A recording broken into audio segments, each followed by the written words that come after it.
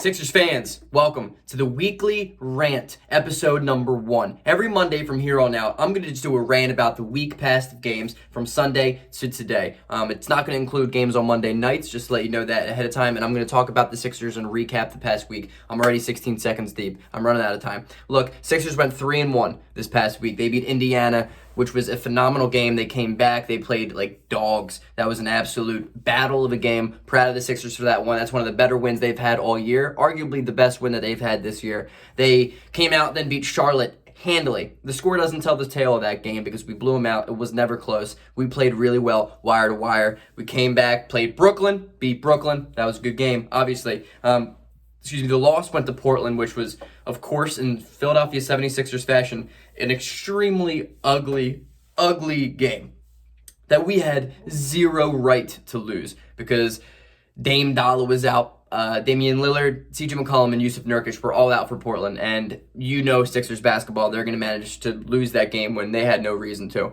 Let's just talk about this week's games, though. If anything, this past week, as the previous week, as the previous week, as the previous week, Joel Embiid is the MVP. He's the MVP of the league. It doesn't matter who you think is. LeBron James, I love that man to death. My favorite player of all time. He doesn't deserve an MVP right now over Joel Embiid. Embiid is the most impactful player in the league. He is the most valuable player to a team in the league, without a doubt. And now he's finally putting up the statistics to really prove it. I think Embiid has always been extremely valuable to the Sixers. We have never had a good season record without Embiid on the court. That's a fact. You can look that. You can Google search it. You can, what's the other? Bing search it. Is Bing still a thing? I rhymed. Okay, let's get back to it. You can Bing search it. Sixers are not good without Embiid, and he has been healthy. He's conditioned. This past week, he's been dominant. He's awesome. I love Embiid. Even the game against Portland, the man did everything by himself. I can't give enough credit to him. Talks about, since we're on the topic of big men, let's talk about Dwight Howard. I think more than anything, it's been I think it's the most underrated move that we made.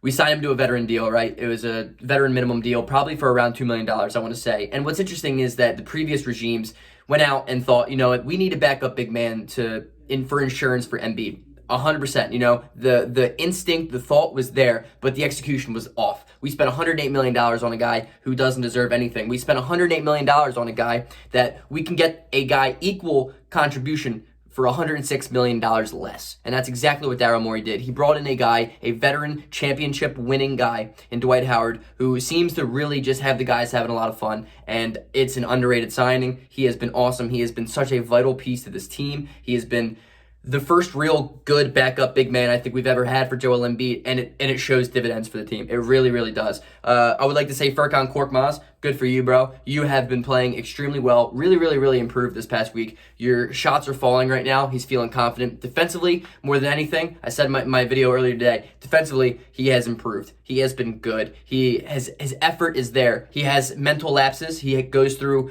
bad judgment at times, but like everyone growing, it's bound to happen.